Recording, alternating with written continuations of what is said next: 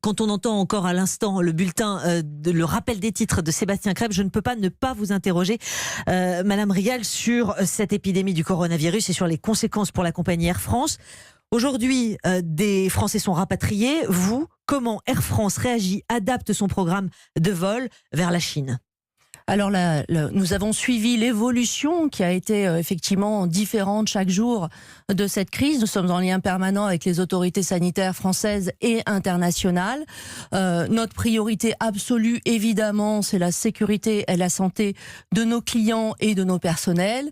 Et donc, suite à ces évaluations quotidiennes, je dirais, de la situation, nous avons pris aujourd'hui la décision difficile de suspendre nos vols vers la Chine continentale, donc vers Pékin et Shanghai jusqu'au 9 février.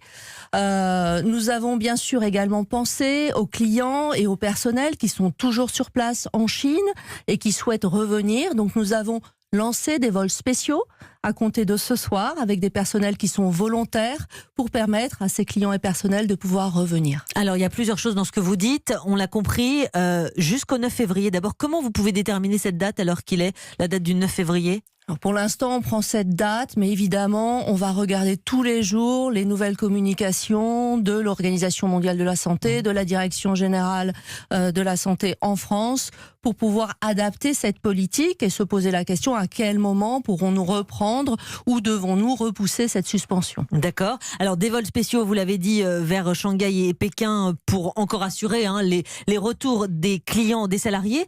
Comment ? Du coup, quel programme en termes de sécurité sanitaire pour les personnels au vol, les personnels à terre et pour les passagers dans ces avions-là ? Nous suivons les recommandations des autorités. Nous mettons à la disposition de nos personnels, tant les personnels navigants que les personnels au sol, donc des masques, du gel hydraulique.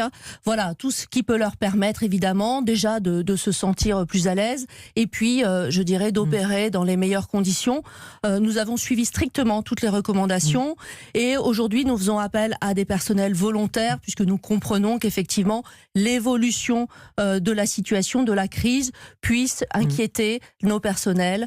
Et voilà, donc ces décisions ont été prises en toute relation, je dirais, avec nos salariés. Avec les représentants syndicaux des personnels navigants, puisque, on va le dire, ils vous y appelaient clairement, parce qu'au départ, vous aviez réduit la voilure, comme on dit, et du coup, vous avez décidé, au regard aussi de leurs demandes claires, nettes et précises, parce qu'ils sont montés au créneau, de suspendre. Alors, nous avons dialogué depuis le début de la crise, avec les salariés et avec les représentants des personnels navigants et des représentants du sol. Il y a eu plusieurs décisions. D'abord, évidemment, l'arrêt des vols vers Wuhan, la semaine dernière, je crois jeudi dernier. Puis nous avons réduit nos capacités, puisqu'évidemment, il y a moins de demandes sur Pékin et Shanghai. Et puis, au regard des évolutions des positions de l'OMS hier, je dirais des discussions également que nous avions avec nos salariés, nous avons décidé aujourd'hui de suspendre. C'est une décision qui a été prise par de nombreuses compagnies. British Airways, exactement, Lufthansa ou encore Iberia notamment. Encore deux mots, ces vols annulés, comment ça se passe pour les passagers ? Ils sont remboursés, ils peuvent être prolongés, comment ça se passe ? Oui, nous reportés sans frais ? Bien sûr, aménager nos conditions commerciales pour pouvoir rembourser les clients qui le souhaitent ou, s'ils le choisissent, reporter leur voyage. Et un dernier mot enfin, le coût à ce stade ? Pour Air France, de ces suspensions, de ces réductions? Il y a un impact, c'est évidemment beaucoup trop tôt pour le dire et pour estimer. Cela dépendra, je dirais, de la durée de la crise.